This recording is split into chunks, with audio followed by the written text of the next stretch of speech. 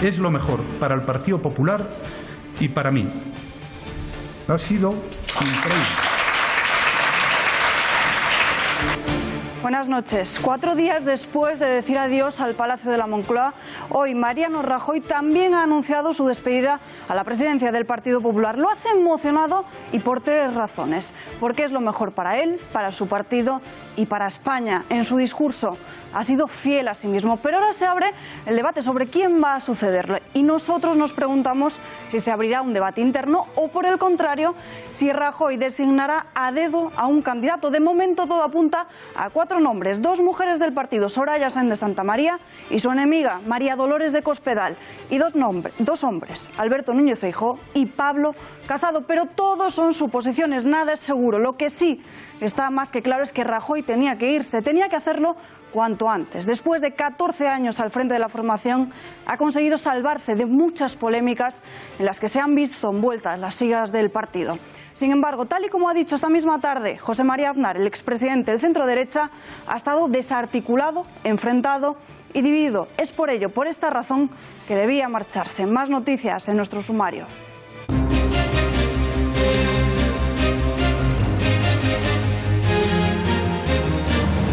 Prisión incondicional para los 4 agresores de Alsasu. Esta misma tarde, después de celebrarse la vestilla de las medidas cautelares, así lo ha decidido la sección primera de lo penal, que ha tomado esta decisión a instancia de la Fiscalía al considerar que hay riesgo de fuga. Sucede 4 días después de haber sido condenados a 9 años y 13 de prisión por delitos de atentado a agentes de la autoridad, lesiones, desórdenes públicos y amenazas. El expresidente de Cataluña, Carles Puigdemont, y los exconsellers en el extranjero, Toni Comín, Meritxell Serret, Lluís Puig y Clara Ponsatí, han anunciado este martes que han presentado una demanda civil ante la justicia belga contra el juez del Tribunal Supremo, Pablo Llarena. Dicen que no les ha garantizado las condiciones de un juicio justo y que se han extralimitado en sus funciones. Según Comín, la demanda se fundamenta en unas declaraciones que ha hecho el magistrado fuera de su jurisdicción y que vulneran la presunción de inocencia de los exconsellers y el derecho a un juez independiente. El Tribunal Europeo de Derechos Humanos ha rechazado la petición del racero Josep Miquel Arenas Valtònyc para retrasar su ingreso en prisión y suspender la sentencia por la que fue condenado a 3 años y medio de cárcel por amenazas, injurias graves a la corona y enaltecimiento del terrorismo por el contenido de alguna de sus canciones.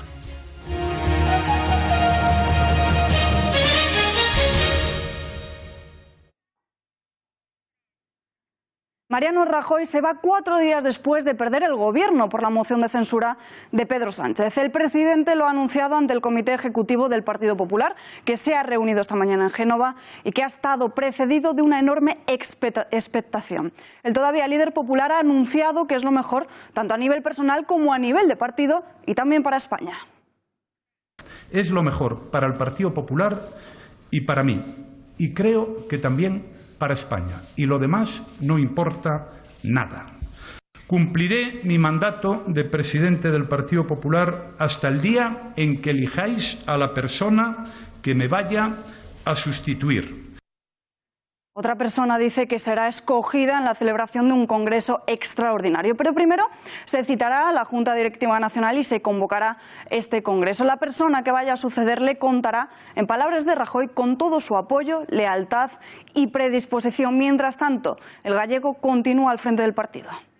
Propongo la pronta celebración de una Junta Directiva Nacional para convocar un congreso extraordinario que abra una nueva etapa en nuestro partido, con una nueva dirección y con más ilusión que nunca. No plantearé ningún cambio ni en el partido, ni en los grupos parlamentarios, ni en ningún otro lugar, porque creo que eso le corresponde a quien me suceda en la presidencia si quiere. En esta intervención también ha tenido unos minutos para hablar de corrupción. Asegura que siempre ha actuado contra esta lacra, que nunca jugó al y tú más, y ha asumido también sus errores y los que no eran suyos. También ha tenido ocasión para hablar de su lucha contra el terrorismo. También se ha mostrado muy emocionado al ser aplaudido por todos los compañeros populares. Ha intentado frenar la ovación con una expresión muy espontánea. Vean. Soy consciente de la enorme lealtad que he tenido por parte de todos vosotros hasta el último día. Ha sido increíble. Y ya por último, Rajoy ha agradecido enormemente el apoyo durante todos estos años. Deja la presidencia, pero no abandona el carné del partido, ya que no se imagina su vida fuera del PP, formación a la que acompañará siempre en el camino que tome. Gracias por todos estos años. Os aseguro que pesa más la alegría de haberlos compartido que el inevitable sinsabor de abandonar la tarea en mitad de la cosecha. Yo seguiré con vosotros, porque yo no me imagino mi vida fuera del Partido Popular. Se lo he dado todo desde hace muchos años. Bueno, todas estas declaraciones de Mariano Rajoy contrastan mucho con las palabras que pronunció hace 12 días, cuando se mostraba optimista para volver a ser reelegido. No cabe duda de que a partir de ese momento todo se empezó a torcer para Rajoy. Sí, esto es algo que yo estoy animado y con ganas, pero estas cosas hay que hablarlas fundamentalmente dentro del partido, ¿no? Pero nosotros hemos hecho una labor importante en los últimos años. Claro, España llegó a estar al borde de la quiebra. Ahora no nos acordamos y mejor que no nos acordemos, ¿no? 4 décadas inmerso en la política. Comenzó su carrera en 1981 como diputado, elegido en las primeras elecciones autonómicas gallegas de la mano de Alianza Popular. Con 14 años al frente del Partido Popular, esta es la historia de un político acorralado por la corrupción. Mariano Rajoy ha puesto este martes punto final a una trayectoria política de 40 años ligada al Partido Popular. La carrera política del registrador de la propiedad más joven de España comienza de la mano de Manuel Fraga en Galicia, que le confía el cargo de vicepresidente de la Junta Directiva de Alianza Popular. Elegido diputado en el Parlamento gallego en las elecciones de 1981, ocupa diversos cargos en el gobierno autonómico y preside la Diputación Provincial de Pontevedra hasta que en 1986 obtiene un escaño en el Congreso de los Diputados. Su vida política queda ligada a Aznar desde que Alianza Popular se refunda en el Partido Popular. Es con Aznar con quien entra en el gobierno en el año 1996, primero como ministro de Administraciones Públicas y posteriormente al frente de la cartera de Educación y Cultura. La confianza de Aznar en Rajoy le lleva en el año 2000 a ser nombrado vicepresidente primero y ministro de la Presidencia y sustituir posteriormente a Mayor Oreja como ministro del Interior. Mejor para nuestro país y para nuestro partido es haber decidido que tenemos un nuevo líder, un gran líder del cual todos estamos detrás, que se llama Mariano Rajoy. El dedo de Aznar le acaba señalando como sucesor y en 2003 Rajoy se pone al frente del Partido Popular, arrancando desde 2004 una larga etapa en la oposición contra el gobierno de Zapatero. Tras 2 legislaturas socialistas marcadas por la crisis económica o el anuncio de ETA del cese de la violencia, Rajoy llega a la Moncloa en 2011 con la promesa de llevar a cabo una política de recortes bajo la sombra del rescate bancario. La reforma educativa y del Código Penal, leyes de transparencia, acción exterior y de seguridad ciudadana son los puntos más conflictivos del gobierno de Rajoy, amenazado por nuevos partidos que sacuden el panorama político en España.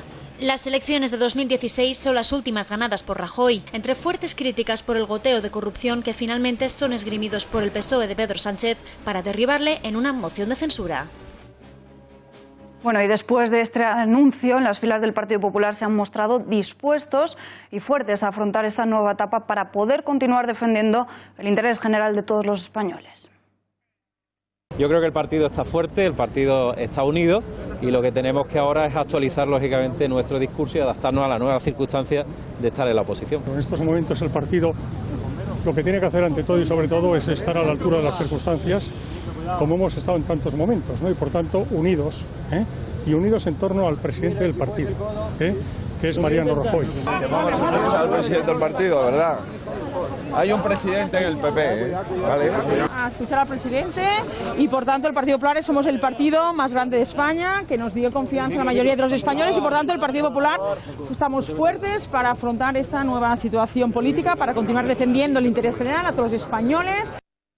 En el resto de formaciones hay políticos que opinan que han conseguido echarle y otros que alaban su marcha. Dicen que ha sido elegante al irse, incluso hay quien se lo ha tomado con mucho humor. Lo que le deseamos a Mariano Rajoy en lo personal es todos los éxitos, y al Partido Popular que empiece un proceso de regeneración que haga que en este país pues haya una derecha moderna y honrada. Me ha gustado mucho, porque yo creo que hay que separar, y creo que había como dos Rajoys o dos imágenes de Rajoy. Hay una imagen del comportamiento personal en lo más cercano de Mariano Rajoy, y hay una política. En lo personal siempre ha sido, y con nosotros además, me consta que siempre ha sido correcto. Y además creo que sus dos últimas intervenciones, la última en el Congreso y la última esta ante su partido, ha sido elegante, y me parece que ha estado a la altura. Me gusta que un expresidente de mi país se comporte así. M. Rajoy se va. Fin de la cita. M. Rajoy no se va, le echamos, las pensionistas, las feministas, las estudiantes, la España del 15M que nunca perdió la esperanza y que construye con fuerza un país mejor. Echamos a Mariano Rajoy, pero el PP se queda, pelearemos que no haya impunidad y que devuelvan lo robado. Rajoy no se ha ido, le ha echado la gente que no perdió la esperanza y que no dejó de pedir una moción contra la corrupción. Con todo, se retira un político elegante e inteligente que sabía escuchar. Fue un honor ser su rival y combatirle políticamente. Se ganó mi respeto. Deja sin designar, como decíamos, a un sucesor. Se abre el debate de quién podría ser el próximo líder del partido. 4 nombres: Alberto Núñez Feijóo, Soraya Sáenz de Santamaría, Ana Pastor o María Dolores de Cospedal. A lo largo de la mañana, el político que ha despertado más atención ha sido el presidente de la Xunta de Galicia, Alberto Núñez Feijóo. Él es el aspirante a quien señala muchas voces del entorno del Partido Popular por su solidez política y su gestión en Galicia con 2 mayorías absolutas. De hecho, era frecuente escuchar a cargos del Partido Popular que la caída frente al auge de Ciudadanos solo podría salvarla a Feijóo, como así ocurrió en las elecciones gallegas. Como contra, destaca su poca fidelidad a los principios del PP de defensa de la vida, la familia y la libertad. Otros, sin embargo, ven el futuro en Soraya Sáenz de Santamaría. Levanta muy pocas simpatías en las bases del partido, que la ven como alguien sin principios, una tecnócrata con una buena formación profesional, pero con principios poco sólidos o al menos desconocidos. Tiene muchos enemigos en el partido, empezando por la secretaria general del Partido Popular o el exministro de Exteriores. María Dolores de Cospedal es otro de los nombres que más suenan en las quinielas. La aún ministra de Defensa en funciones se ha ganado el respeto de la mayor parte de los dirigentes autonómicos del PP y muchos dicen sigue siendo la persona clave en el día a día de la formación.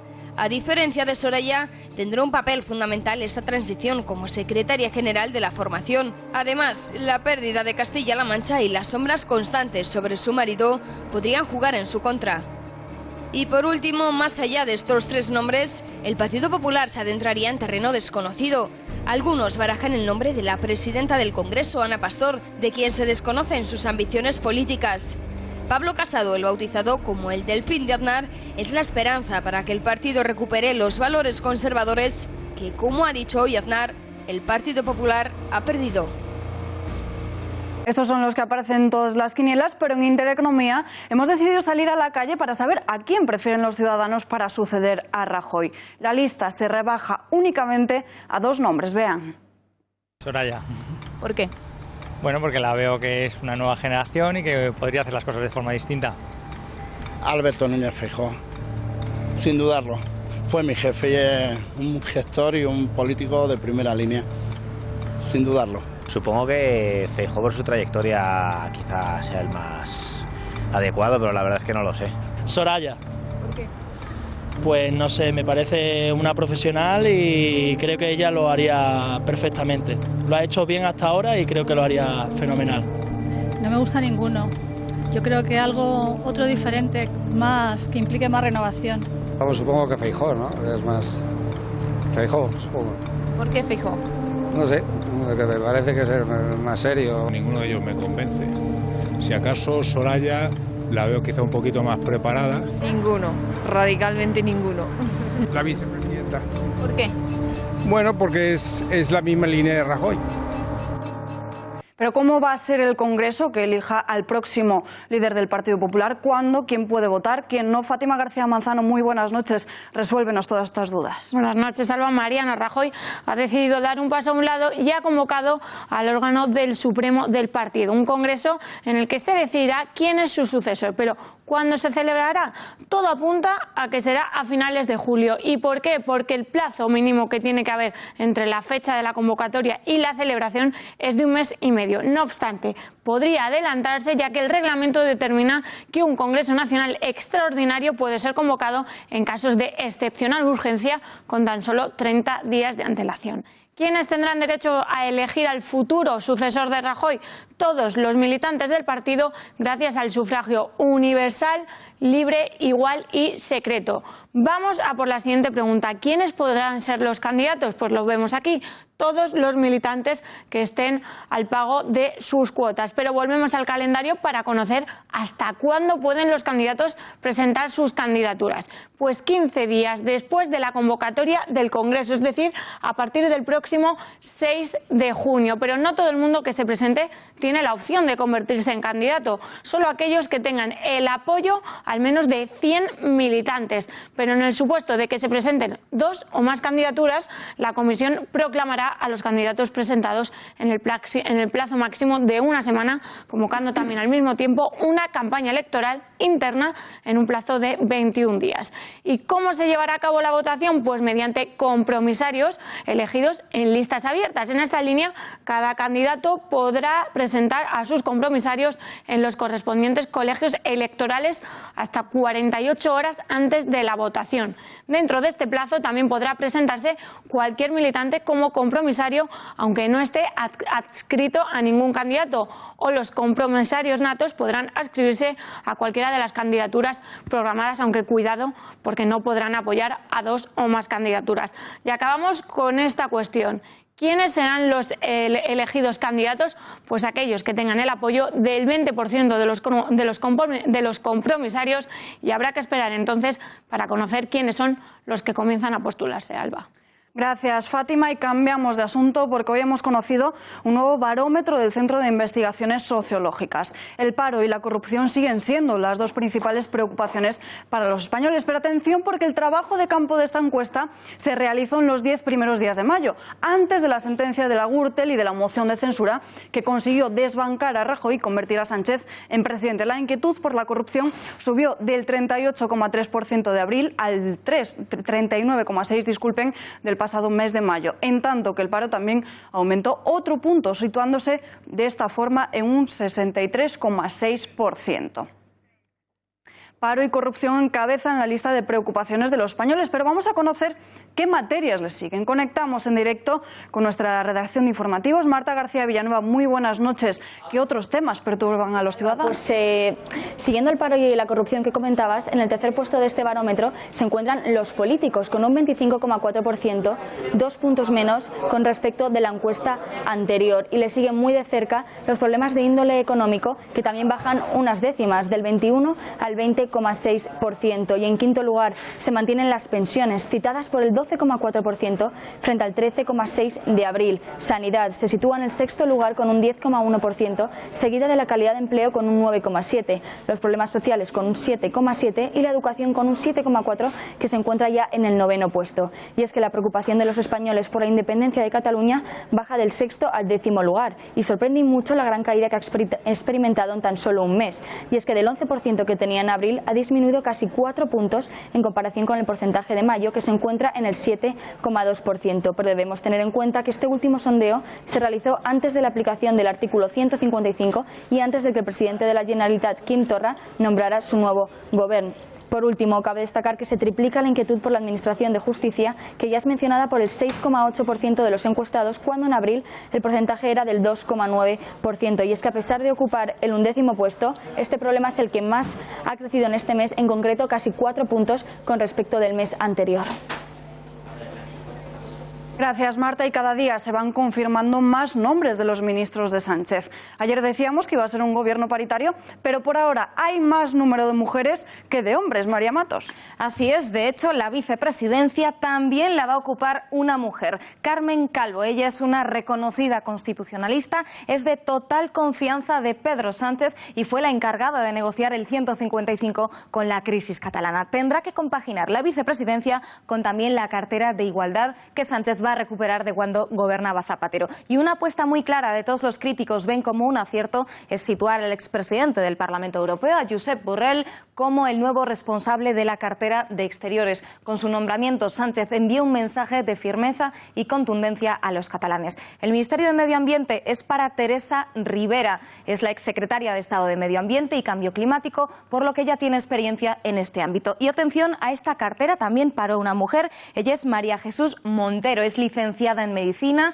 y Cirugía. Ha trabajado en varios cargos relacionados con la gestión hospitalaria antes de llegar a la cartera de Hacienda del Gobierno de Susana Díaz, con quien, por cierto, guarda una estrecha relación. Y el siguiente, pues José Luis Ábalos, al frente del Ministerio de Fomento. Ya sabíamos que iba a ocupar un puesto de relevancia. Es del núcleo duro de Sánchez y además pues ha sido el encargado de negociar esa moción de censura con todos los demás partidos. Y seguimos con más mujeres, como por ejemplo es Pilar Cancela. No está confirmada todavía, pero podría hacerse con la cartera de Agricultura. Cancela preside la Comisión de Igualdad en el Congreso y también ejerce de secretaria federal del área de políticas migratorias del Partido Socialista. La siguiente que era de esperar, pues Margarita Robles, uno de los apoyos más fuertes de Sánchez. Estuvo con él cuando fueron las primarias de su partido y siempre le ha sido muy fiel. Es magistrada en excedencia y ya tuvo responsabilidades en Justicia e Interior en la etapa de Felipe González, por lo que suena muy fuerte ese Ministerio de Interior para ella. Y más mujeres también al frente de Sanidad. Carmen Montón es licenciada en Medicina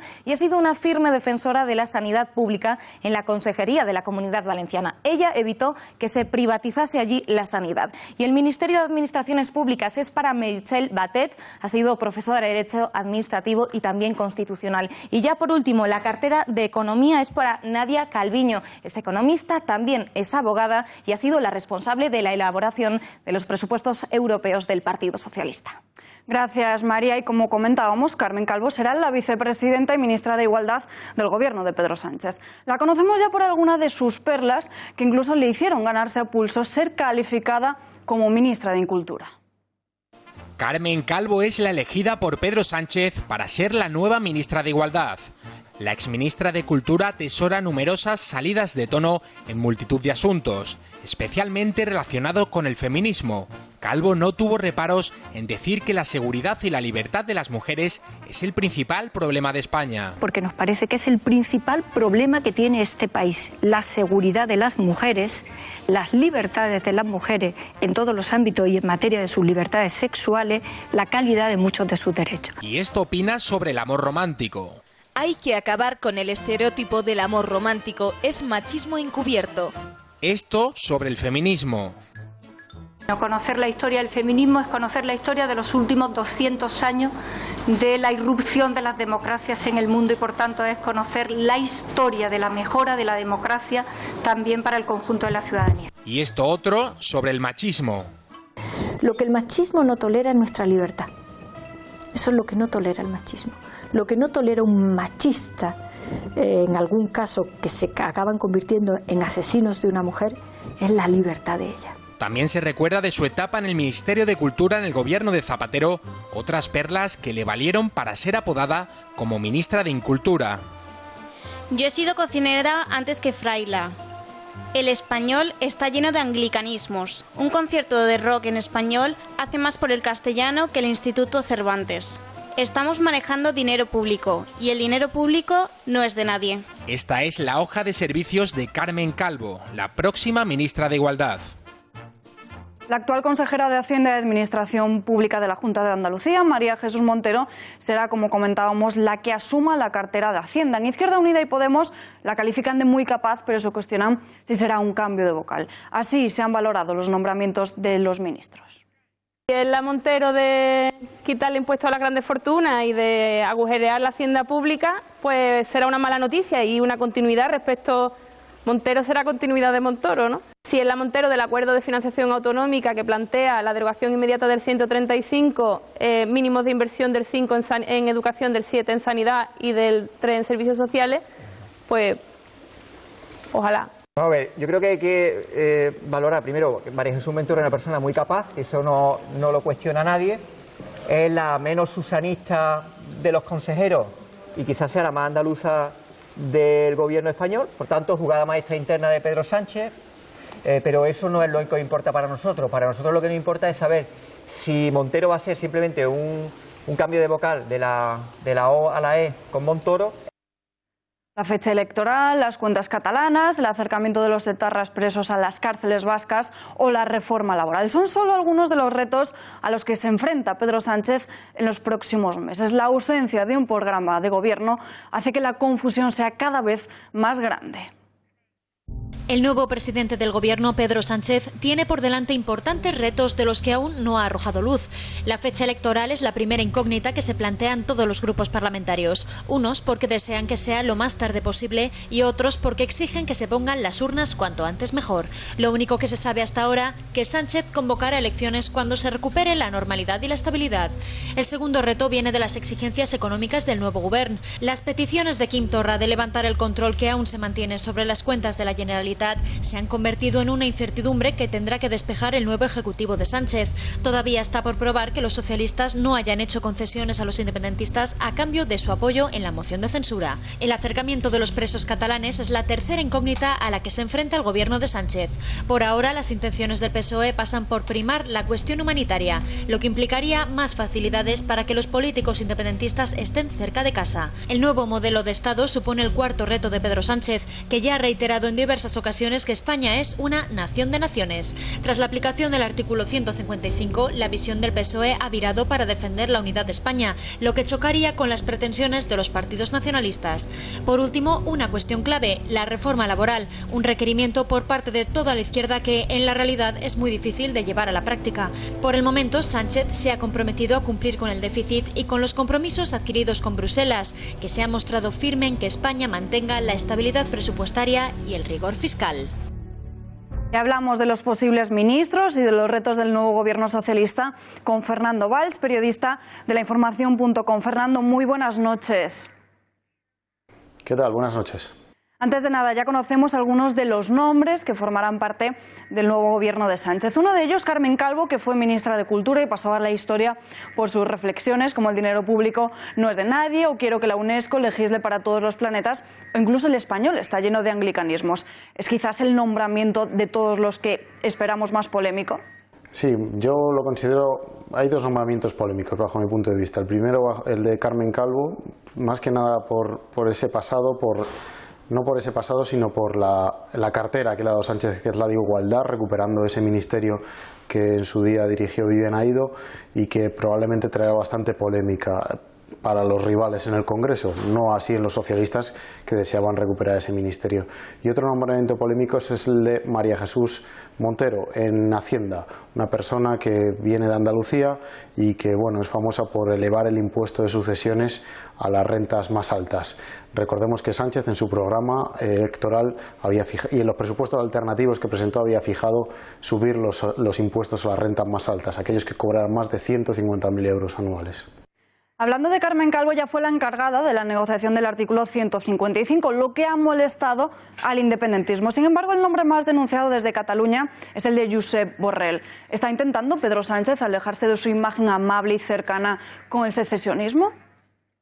Es que yo creo que Sánchez nunca se posicionó cercano al secesionismo ni lo va a hacer. Yo creo que él tiene muy claro. Recordemos que antes de llegar al gobierno, 15 días antes, estaba sentado con Rajoy en Moncloa pactando el endurecimiento posible del 155 y Sánchez va a mantener esa línea ahora en el gobierno.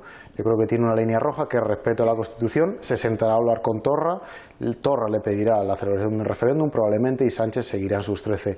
Ya nos lo ha venido advirtiendo a los periodistas José Luis Ábalos en el sentido de que no va a cambiar la línea dura con el secesionismo que ha mantenido el PSOE hasta ahora. En Hacienda ya conocíamos al nombre de María Jesús Montero, muy próxima a Susana Díaz. ¿Está aprovechando Sánchez la composición de gobierno para pacificar el Partido Socialista y hacer aproximarse a la militancia andaluza? Sí, es un guiño claro a Susana Díaz y al socialismo andaluz. Recordemos que todos los gobiernos socialistas, el anterior de Zapatero, tenían guiños hacia Andalucía. Recordemos la elección de Carmen Calvo, por ejemplo, en la etapa de Zapatero, o de la propia Magdalena Álvarez, también otra socialista andaluza. Yo creo que Sánchez tiene buen apego, como quedó demostrado en el resultado de las primarias en Andalucía, pero es un guiño claro a la que fue su rival. Ahora mismo las relaciones están pacificadas, digamos, a la espera de las primeras decisiones que vaya tomando. La cartera de Economía la va a dirigir Nadia Calviño, del ala más liberal del Partido Socialista, además de muy europeísta. ¿Es su perfil la respuesta a la necesidad de estabilidad ante los mercados europeos o no?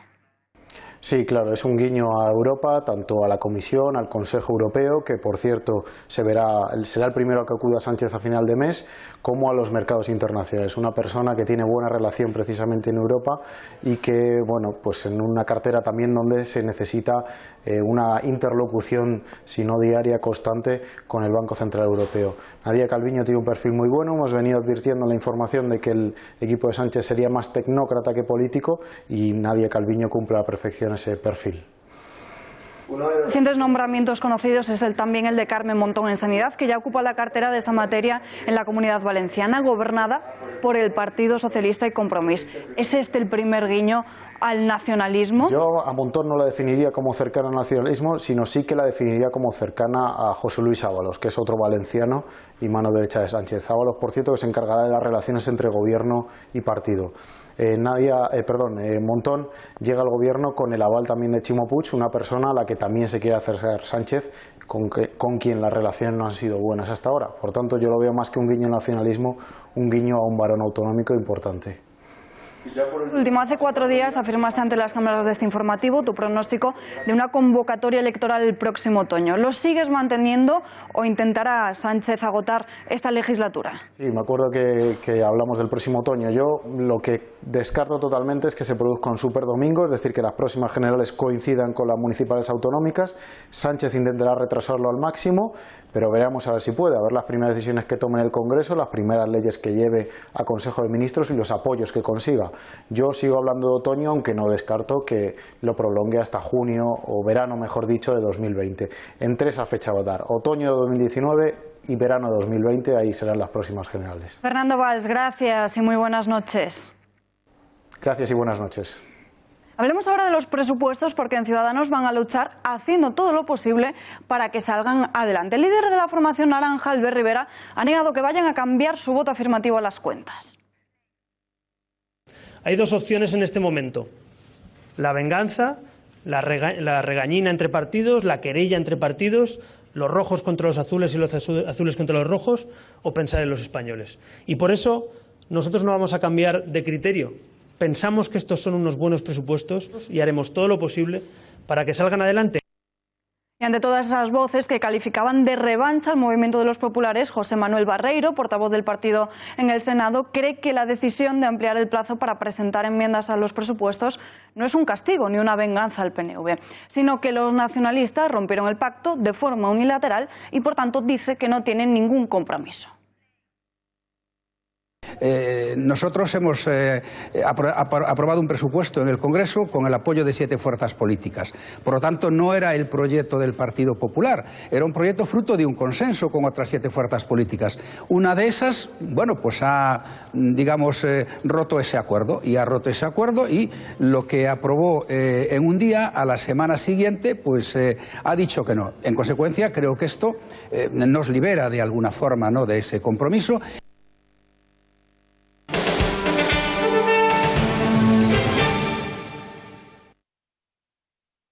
Y yo siempre digo esta expresión, quizás es un poco coloquial, pero los partidos independentistas están salivando políticamente ante un gobierno débil de 84 escaños, ante un presidente temporal, sin proyecto de futuro para España, porque ya vemos las incoherencias del señor Sánchez y del Partido Socialista en cada comunidad autónoma, y un gobierno maniatado por los partidos independentistas. Palabras de Inés Arrimadas, que pedía a Sánchez no ceder ante las exigencias de los independentistas. Mientras tanto, el Instituto Armado eleva los fondos dispuestos por el gobierno catalán para el procés a 3,2 millones de euros. Esta cantidad supone un aumento de más de 1,5 millones de la anterior estimación. El pasado 11 de mayo se envió un informe al Juzgado de Instrucción número 1 de Barcelona y este, a su vez, lo remitió el 21 al Tribunal Supremo. Ambos juzgados investigan el dinero público gastado por el gobierno catalán en el referéndum ilegal. Y el gobierno de Quim Torra levanta el artículo 155 digital. El nuevo conseller de Políticas Digitales y Administración Pública, Jordi Puigneró, ha ordenado reabrir los portales web del Govern y de la Presidencia de la Generalitat que fueron bloqueados con la aplicación del artículo 155 en el pasado mes de octubre. Es una de sus primeras acciones como consejero. Una de mis primeras decisiones como consejero. Acabo de dar la instrucción de levantar el 155 digital. En las próximas horas volverán a estar activas las webs president.cat y gobierno.cat. Seguimos. Cansado de la rebeldía y del ninguneo sistemático de los separatistas, Antoni Bayona, jefe de los letrados del Parlamento, dimite de su cargo, pero seguirá como letrado de la instrucción. Y es que los informes jurídicos de la Cámara catalana han sido desoídos una y otra vez. En el escrito que ha remitido a la mesa explicando su decisión, ha señalado que la situación de la anterior y de la actual legislatura ha sido y es bastante compleja y que, por tanto, ha dificultado su trabajo al tratarse de una situación política inestable. A pesar de ello, asegura que ha intentado siempre actuar y tomar decisiones con el mayor rigor profesional, a pesar del desgaste que podría comportar. Y choque de manifestaciones en Mataró el sábado. Esta ciudad de Barcelona fue el escenario de tensión entre los manifestantes de Tabárnia y otras entidades y de los independentistas. Hemos vuelto a ver cómo los agentes autonómicos neutralizaban a los manifestantes a favor de la unidad de España. En varios vídeos se puede observar cómo 2 personas fueron detenidas sin motivo aparente. Mataró, sábado 2 de junio. Cientos de personas se manifiestan en favor de la unidad de España en una movilización impulsada por la plataforma Tabárnia. Los manifestantes con banderas españolas corean consignas en favor de Cataluña y España, pero tras unos minutos de tranquilidad, los CDR contraprograman otra concentración y provocan que la tensión aumente en las calles de Mataró. Surgen entonces enfrentamientos, insultos entre ambos bandos. La policía, en consecuencia, monta un cordón policial para evitar que ambos colectivos se encuentren. Cuando ocurre esto. ¿Cómo la vais a dejar ahí? Una niña con su madre se encuentra retenida en el bando de los separatistas, bando al que, por cierto, no pertenecen. Pero los mossos les impiden volver con los de Tabárnia. Les arrinconan y asustan a la niña con tanto alboroto, con tanto grito de los independentistas, pero finalmente les dejan marchar. Y la situación se puso más tirante aún, cuando inmovilizaron a un legionario que trataba de proteger a la anterior niña. ¿Pero cómo le podéis hacer al compañero esto? Así le inmovilizaron, pero no fue la única agresión del cuerpo a los manifestantes.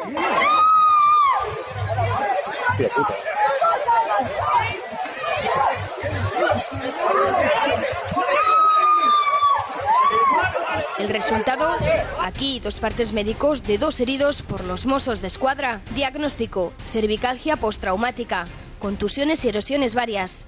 Acude por dolor vertical tras ser detenida por los Mossos. Contusión en mano derecha y traumatismos varios. Juzguen ustedes mismos. Y tenemos conexión con uno de los manifestantes detenidos este sábado. Carlos, le saludamos ya. Carlos, muy buenas noches. Hola, buenas noches. ¿Qué fue lo que pasó para que los agentes llegasen a detenerle? Pues nada, yo cuando acabó la manifestación, yo seguí ahí, vino un organizador y me dijo de que me querían identificar. Yo le dije que no tenía ningún problema, pero el mismo organizador me dijo, no, si tú no has hecho nada, no te tienes por qué identificar. Y yo me quedé ahí. Pues aprovecharon ya los Mossos cuando se fueron las cámaras a tirarse encima mío y de mi mujer. No sé, no me dijeron nada, vinieron directamente y me dijeron, ¿me puedes acompañar? Y ya directamente al suelo. Tenemos su parte médico y también el de otro detenido que acreditan, además de todas las imágenes que hemos visto, que fue gravemente golpeado. No te estoy escuchando bien. Te decía que hemos visto el informe médico que acredita que usted fue gravemente golpeado y también el otro detenido. Sí, mi mujer y yo tenemos contusiones varias, el dedo también, mi mujer rascadas en la rodilla de haberla arrastrado por el suelo, en el brazo, que vamos, que bastante nos dieron. Tras este episodio podríamos decir que los Mossos de Mataró son claramente independentistas. Tengo entendido que uno así se lo confirmó a usted directamente. Yo voy a decir una cosa, yo no sé si son Mossos de Mataró o no, porque eran los antidisturbios no pertenecen aquí. Yo sé que el mozo a mí me dijo que era independentista y es lo que había, cuando le dije que por favor ayudara a la señora. Fuentes policiales también han dicho que no se produjeron incidentes graves, pero hemos visto muchas otras imágenes que circulan por las redes sociales que así lo confirman. ¿Hubo algún otro episodio violento del que fuese usted testigo? Yo no te oigo bien porque oigo eco. Le preguntaba que si vio usted algún otro episodio violento, si fue testigo de alguno. No, la verdad que no, solamente lo de la mujer y lo de esto, bueno, lo típico, los catalanistas que nos tiraban piedras, nos tiraban mecheros, nos tiraban huevos y nos insultaban y nos agredían verbalmente. Pero lo que es episodios que nosotros organizamos ninguno, es que no, es que íbamos pacíficamente, es que había mujeres, había niños, había hombres mayores, había mujeres mayores, es que era pacifista, no teníamos que llegar a eso. Pues Carlos, muchísimas gracias por estar en este informativo contando su testimonio. Buenas noches. Buenas noches y gracias. Y el ayuntamiento de la localidad castellonense de Val d'Uixó ha paralizado de forma momentánea los trabajos de la retirada de la Cruz de los Caídos que habían comenzado a primera hora de esta mañana de este martes. Los operarios cumplían con una orden del consistorio formado por el Partido Socialista, PSOE, Compromís, Esquerra Unida, que esgrimen el cumplimiento de la Ley de Memoria Histórica. El Ayuntamiento de Val d'Uixó ha iniciado este martes la retirada de la Cruz de los Caídos en cumplimiento con la Ley de la Memoria Histórica. La plataforma Salvemos la Cruz, que ya presentó más de 13.000 firmas contra la retirada del monumento, ha llamado a mantener las concentraciones en la Plaza de la Paz, que de momento han paralizado el derribo.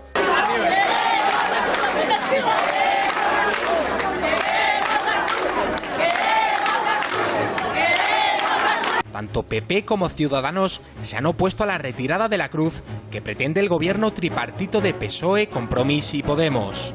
Este caso recuerda al de Callosa de Segura, localidad alicantina en la que el pasado mes de enero su ayuntamiento retiró una cruz en homenaje a los caídos al considerarla franquista. Poco importó que el monumento no contuviera mención alguna ni al régimen anterior ni al propio Franco. Y atención, porque Manuela Carmena, la alcaldesa de Madrid, va a permitir que se realice una consulta sobre monarquía en el barrio de Vallecas, sin base legal, en plena calle, con 33 mesas electorales. Así pretenden realizar este referéndum republicano. Esta votación, que cuenta con la aprobación y autorización del consistorio de la alcaldesa de Madrid, Manuela Carmena, está programada para el próximo día 23 de junio, este mismo mes. Se plantean dos preguntas. La primera de ellas, ¿quiere usted poder decidir la forma de Estado? Y en caso afirmativo, ¿quiere que sea una república? Quien lo promueve es Vallecas Decide, una plataforma que aglutina a grupos de izquierda como la Coordinadora 25S, que estuvo detrás de las manifestaciones de Rodea al Congreso. Y en página de sucesos, Laia, una niña de 13 años, estuvo desaparecida durante 3 largas horas. Sus tíos encontraron su cuerpo en el piso de su vecino, sin vida y debajo del colchón. Tiene todos los detalles Miriam Olivas. Miriam, muy buenas noches. Buenas noches, Alba. Así es, encontraron el cuerpo sin vida de la pequeña Laia de tan solo 13 años en Vilanova, Barcelona, en el piso del vecino de sus abuelos. La pequeña salió a las 5 de la tarde del colegio, se dirigió a casa de sus abuelos y a las 7 de la tarde tenía previsto que su padre la recogiera. En ese trayecto, desde la casa de sus abuelos hasta la salida del bloque, Laia se perdió durante 3 horas. Comenzaron la búsqueda en el exterior del edificio y no encontraron a la pequeña. Fue a las 9 de la noche cuando estaban denunciando los hechos en la comisaría, cuando repararon en que quizás la pequeña nunca salió del bloque. Lo cuenta el intendente de Los Mossos. Vamos a escucharle. Mientras se está denunciando, ya serán las 9:20, entre 9:15, 9:25 aproximadamente, se está madurando un poco lo que ha pasado, se tiene la interpretación de que la niña seguramente o posiblemente no ha salido del bloque y estaban en un error en buscarla por la vía pública o espacios abiertos. Entonces, cuando una dotación de Mossos y unos familiares suben al bloque, buscan en primera instancia en el domicilio de los abuelos. Ahí se comenzó. Dentro del bloque fueron los propios tíos de la niña los que sospecharon del vecino que vivía en la primera planta. Entraron a la fuerza en el piso y encontraron a la pequeña debajo de un colchón y a su cuerpo sin vida. El presunto asesino es un hombre de 42 años que vivía hace poco en la zona y que, según sus vecinos, tenía conductas violentas. Vamos a escucharle.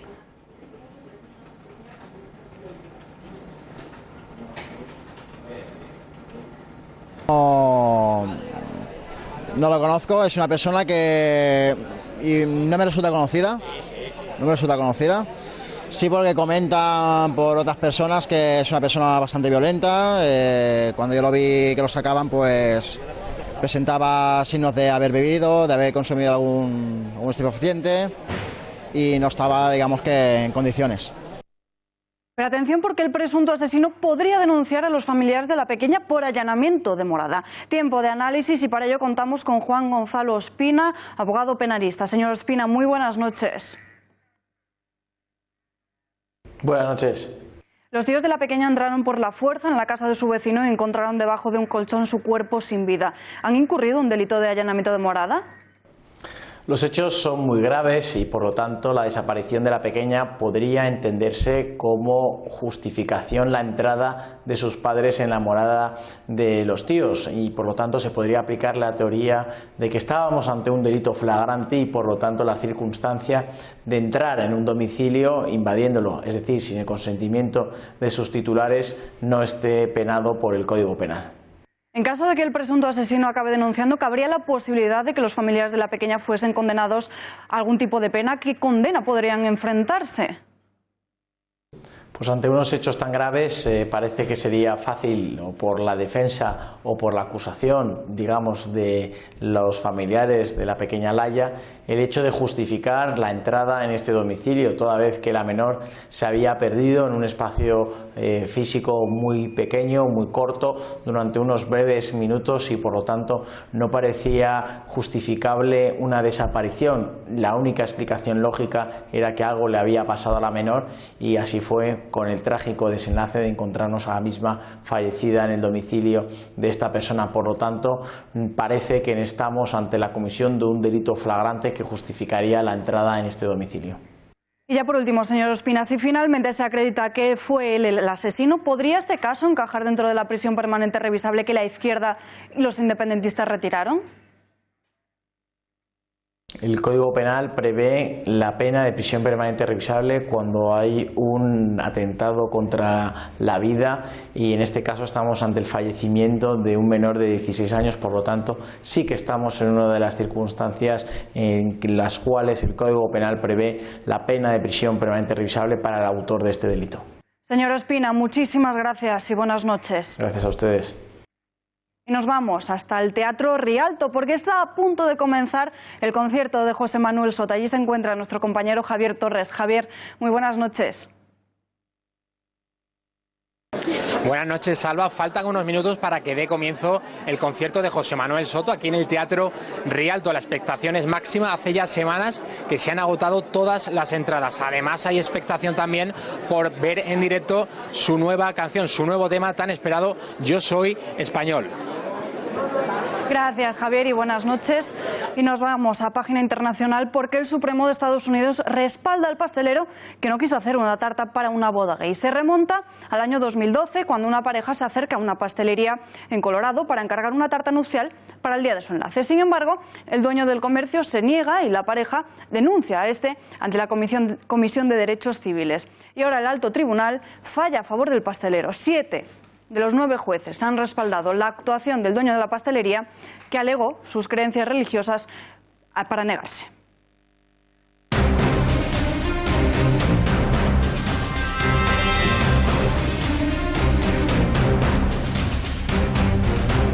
Y abrimos nuestra sección del Mundo en Guerra con el analista en seguridad y defensa Bruno Navarro, con el que vamos a analizar los planes de Sánchez en defensa. Bruno, muy buenas noches. Buenas noches. Antes de nada, ¿quién crees que va a ocupar la cartera de defensa?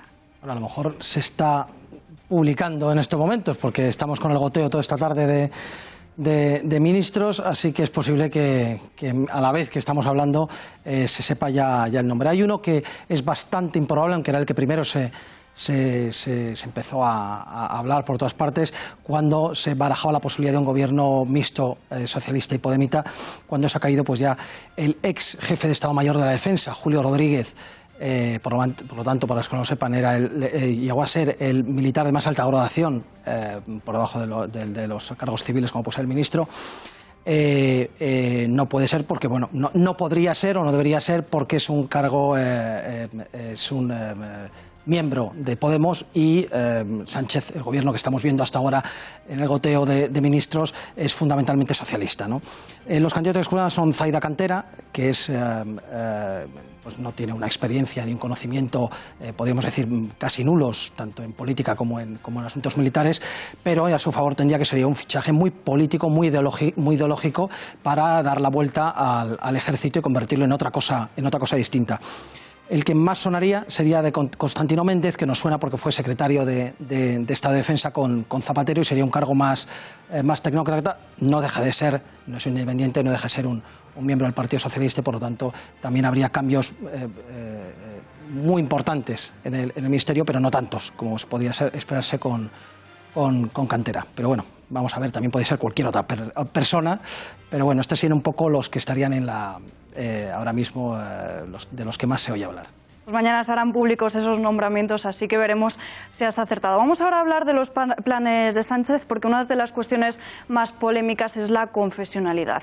¿Va a emplear el ejército a partir de ahora representantes de otras confesiones, además de la católica? Aquí no es por vosotros, es que es el mismo Partido Socialista, es lo que ha hecho durante todo este tiempo y Podemos. Deberíamos estar hablando de cuáles son los planes operativos, es decir, el ejército básicamente se dedica las Fuerzas Armadas se dedican a prepararse para la guerra, ¿no? Entonces, deberíamos pensar en qué equipos se está comprando, cuáles se van a comprar. Ahora empieza un nuevo ciclo de adquisiciones, por lo tanto, esto serían las preguntas, ¿no? ¿Cómo se va a dotar a nuestros ejércitos de mayor letalidad y a la vez de una mayor protección para nuestros soldados cuando combatan, Dios no lo quiera, en España o en el exterior, como lo están haciendo en estos momentos, ¿no? Y también se debería hablar de sus mejoras, de las mejoras de vida de los soldados, que pasan primeramente por la más importante, que es el sueldo, ¿no?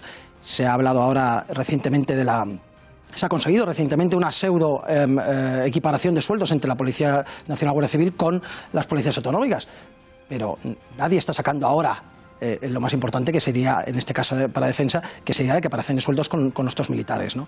Por lo tanto, al final nos vemos obligados a hablar de las cuestiones ideológicas, que no son prácticas operativas ni propias del Ministerio, sino de ideológicas, ¿no?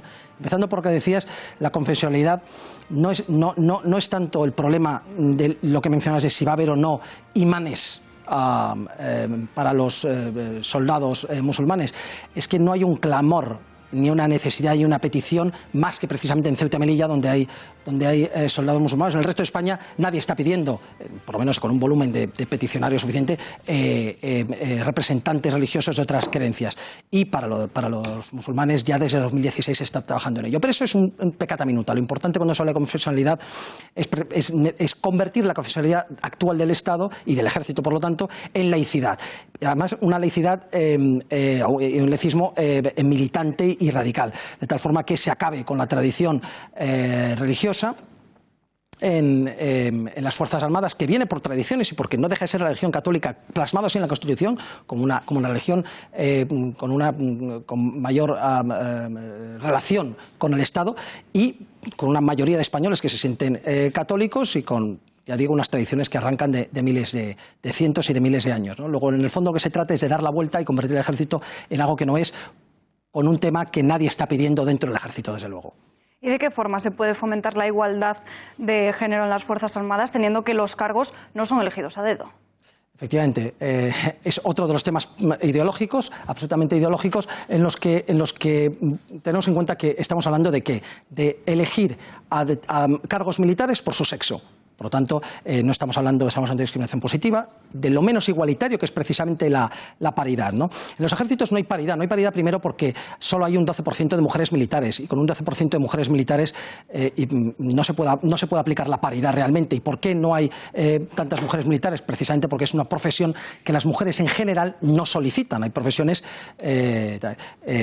más elegidas y más preferenciadas por unos y por otras, ¿no? Y en este caso, el ejército un 12% y lleva estancado durante años, y parece que de ahí no va a salir, ¿no? Y luego el número de cargos, porque solo tenemos alguna coronel, por lo tanto no hay posibilidad de que los altos cargos se haga algún tipo de paridad, porque no hay donde hacerlo. Dentro de unos años, cuando por antigüedad y por selección y elección esas mujeres tengamos ya un 12% de generales y de almirantes y de coroneles, pues entonces se podrá aplicar eso. ¿Y se aplicará o no? Pues seguramente, porque solo basta cambiar las normas y la legislación. Y hay una cosa, dice que no se elige a dedo, hay una cuestión cuestión que se llama la libre designación en el ejército para cargos de confianza, que son muchísimos, y esos cargos de confianza se eligen a dedo precisamente por confianza. Se puede imponer la paridad, que sería desastroso, pero se podría imponer la paridad en los destinos por libre designación. Pues Bruno Navarro, como siempre, muchísimas gracias por estar aquí con nosotros y buenas noches. Buenas noches. Nosotros nos despedimos ya, pero les dejamos, como siempre, con el tiempo. Volvemos mañana con más información a las 8:30. Que tengan una buena noche. Hasta mañana.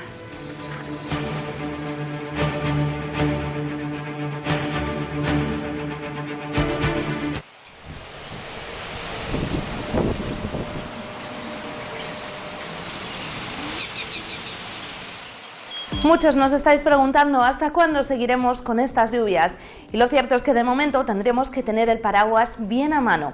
Los próximos días tendremos ese embolsamiento de aire frío desplazándose hacia el Mediterráneo, pero atención, porque llega una nueva borrasca por el noroeste que nos va a dejar precipitaciones a partir de la jornada del jueves. Por lo tanto, ese embolsamiento de aire frío se desplaza este miércoles hacia el Mediterráneo y por ello activa avisos en toda esta zona. De cara a la jornada del jueves llega esa borrasca también con aire frío en altura, que especialmente durante el jueves y durante el viernes va a complicar el tiempo en muchas zonas de nuestro país.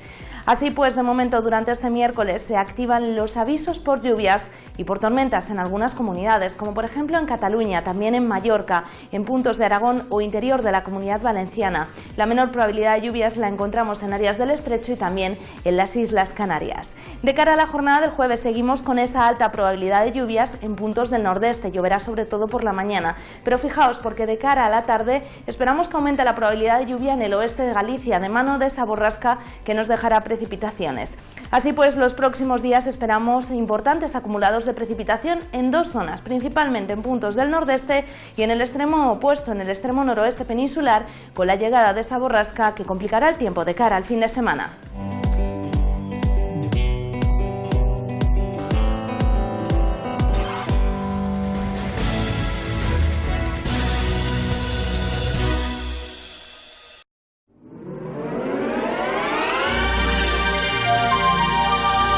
Volvemos en un minuto.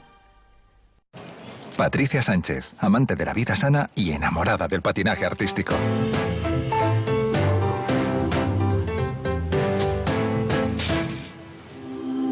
¿Javier?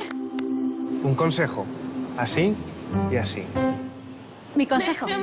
Cuando una empresa líder en alimentación une sabor y bienestar, hace algo único. Jamón cocido y pechuga de pavo Bienestar. Javier Fernández, campeón del mundo y El Pozo, Empresa Europea del Deporte y la Salud 2018.